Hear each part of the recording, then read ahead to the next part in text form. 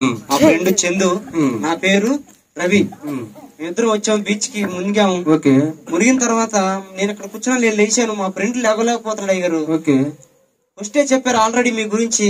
గొప్ప దైవ విశ్వాసులు, గొప్పగా ప్రార్థన చేసినప్పుడు మహాశక్తులైన, చేతబడి శక్తులైన, అంధకార శక్తులైన, చీకటి శక్తులైన పారిపోతాయి అని చెప్పారయ్యా.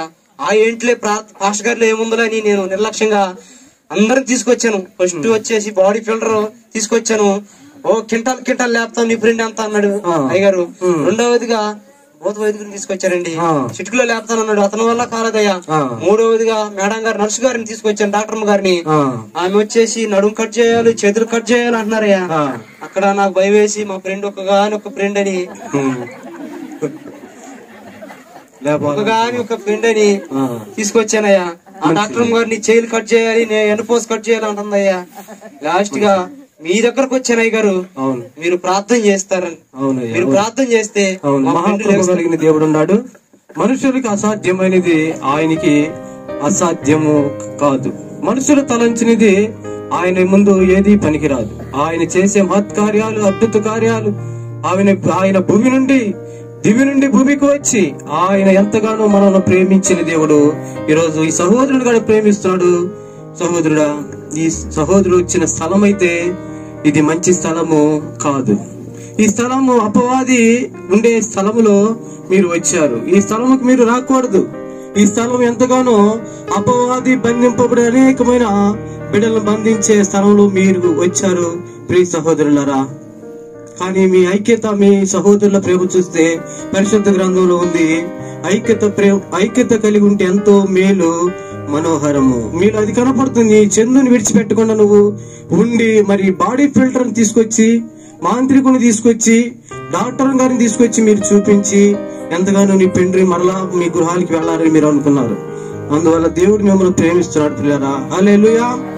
ఈ బిడ్డ ఈ స్థలంలోకి వచ్చుట మీరు కనుగొనలేదు గాని మిమ్మల్ని అపవాది అనే ఆ ఉచ్చులలో మిమ్మల్ని బంధించేసింది. నీవైతే దేవుని మార్గంలో ఉండవు కాబట్టి నువ్వు లేవగలిగావు. ఈ బిడ్డ అయితే పాప ఊబిలో ఉండిపోయాడు. పీ సహోదరుడా, ఈ బిడ్డ కొరకు ప్రార్థన చేద్దాం. ఈ బిడ్డ నేను ఈ నూతన ఈ పాపంలో నుండి నన్ను లేవనెత్తే ఎవరైనా ఉంటే నేను ఆయన నమ్ముకుంటానని, నా పాపాలు నేను ఒప్పుకుంటానని ఆయన నోటితో ఒప్పుకుంటే ఆయన తప్పక నీ ఫ్రెండ్ని, సహోదరుని పైకి లేవనెత్తాడు. హల్లెలూయా. ఆయన అపోస్తలుల కార్యం 10:36 ఒక మాట ఉంది, యేసుక్రీస్తు అందరికీ ప్రభు. అది వారికి మతము, కులము, దీనిలో ఎలాంటి ఏ భేదము లేదు. కానీ ఎవరైతే లోకరక్షకుడిని నమ్మి ఆ పాపములను ఒప్పుకుంటారో అతను అందరిని రక్షించి కాపాడే కనికర సంపూర్ణుడు ఆ దేవుడు. నీ బిడ్డ కొరకు, నీ బిడ్డతో ఒక మాట చెప్పిస్తాను, ఒక ఒప్పుకోపుడు.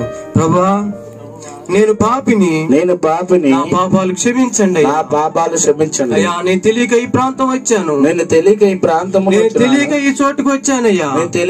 ఎన్నడూ నాయన ఈ అపవాది ఉండే చోటికి నేను రాను, ఒకప్పుడు నేను ఎంతగానో తాగబోతుని. అవునయ్యా, ఒకప్పుడు నేను ఎంతగానో దొంగనయ్యా. అయ్యా, నేను ఒప్పుకుంటున్నానయ్యా. ఈ స్థలం నుండి నన్ను లేవనెత్తు, ఒప్పుకుంటున్నానయ్యా నా హృదయపూర్వకంగా. దేవుడు అని నేను నమ్ముచున్నానయ్యా. చిన్న ప్రార్థన చేద్దాం. పరిశుద్ధుడా, ప్రేమ కలిగిన తండ్రి, జీవాధిపతి, నీకు వందనాలు నాయన. ఈ బిడ్డ ఒప్పుకున్నాడు, నేను ఒకప్పుడు నాయన అనేకమైన దురాలోచనతో, దురభిమానముతో, పాపములో నేను జీవించాను అయ్యా. ఇప్పుడైతే నువ్వు కరుణా సంపూర్ణం నేను హృదయపూర్వకంగా ఒప్పుకున్నాడు నీ సహోదరుడు. ప్రభా, ఈ పాపము నుండి నీవే లేవనెత్తి నీ బిడ్డకు జీవ మార్గమును మీరు దయచేయమని ప్రార్థిస్తున్నాను ప్రభా. యేసు నామములో ఈ బిడ్డను లేవనెత్తుతున్నాం ప్రభా. యేసు నామములో పైకి లేపేస్తున్నాం ప్రభా. హల్లెలూయా, హల్లెలూయా, హల్లెలూయా, హల్లెలూయా. స్తుతి మహిమ ఎల్లప్పుడూ దేవునికి ఇచ్చేదాము. హల్లెలూయా, స్తుతి మహిమ ఎల్లప్పుడూ దేవునికి ఇచ్చేదాము.